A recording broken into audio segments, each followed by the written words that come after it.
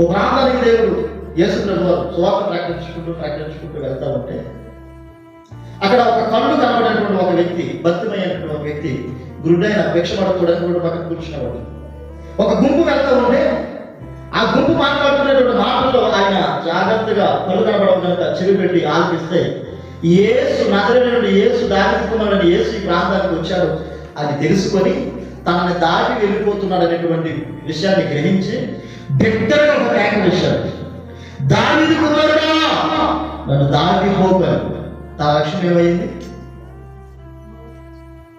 దావీదు కుమారుడైనటువంటి యేసు మీద ఆయన లక్ష్యం ఉంది. అంతమంది గుంపు ఉన్నారుగా, ఎవరికైనా పిలిచి నాయన బాబు, అరే బాబు స్టీఫెను యేసు వెళ్ళిపోతున్నాడు నాకు తీసుకెళ్ళి చెప్పొచ్చుగా. పేతురు గారు వచ్చినట్టున్నారు, అయ్యా పేతురు కొంచెం మమ్మల్ని తీసుకెళ్ళమా అని చెప్పొచ్చుగా. ఎవరిని పిలవలేదండి. ఎవరిని పిలిస్తే పని జరుగుద్దో, ఎవరిని ఆశ్రయిస్తే పని జరిగిద్దో, ఎవరు ఆయన కేకలు ఆలకిస్తారో ఆ గుంపులో ఎవరు పేరు పెట్టి పిలిచినా ఎవరు పలకరు. కానీ నేను ఎవరిని పిలిస్తే వారు దొరుకుతారని తెలుసుకొని వారందరినీ పక్కన పెట్టి దావీదు కుమారుడా అని యేసుని పిలిచాడు. ఆయన దేవునికి స్తోత్రం. కార్యం చూశాడా లేదా? కనులు స్వస్థత వచ్చిందా లేదా? నువ్వు యేసు మీద లక్ష్యం ఉంచితే నీ బ్రతుకులో కూడా అటువంటి అద్భుతాలు చూడగలుగుతావు.